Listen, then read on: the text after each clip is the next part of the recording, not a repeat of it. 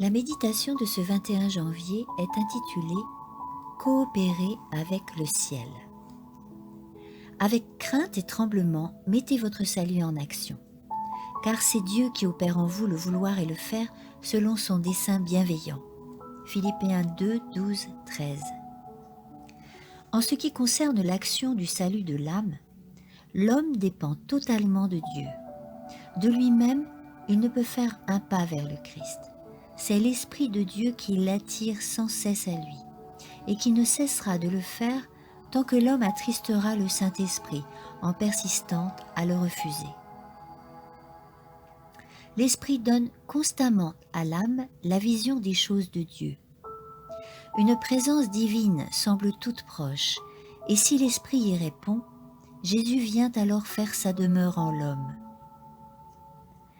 L'Esprit de Dieu ne propose pas de faire notre part, que ce soit pour le vouloir ou pour le faire. Dès que nous acceptons de conformer notre volonté à la volonté de Dieu, par sa grâce, le Christ est prêt à coopérer avec nous. Mais la grâce ne remplacera pas notre part indépendamment de nos décisions et de nos actions délibérées. Par conséquent, ce n'est ni l'abondance de lumière, ni l'accumulation des évidences qui convertiront l'âme. Il faut seulement que l'agent humain accepte la lumière, qu'il fasse appel au pouvoir de la volonté, en reconnaissant ce qu'il sait être la justice et la vérité. Ainsi, il coopérera avec les ministères célestes choisis par Dieu pour le salut de l'âme.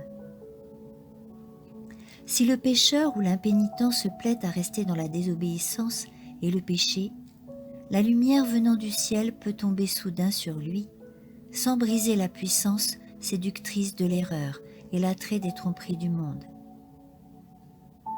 N'obéissez pas à la voix de l'imposteur, car c'est le signe que la volonté n'a pas été sanctifiée. Mais obéissez aux ordres venant de Dieu. Un grand nombre de choses sont en jeu. L'agent humain acceptera-t-il de coopérer avec Dieu pour le vouloir et le faire ?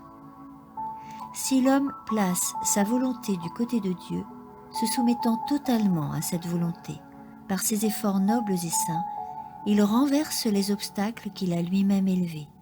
Son cœur est purifié de toute impureté.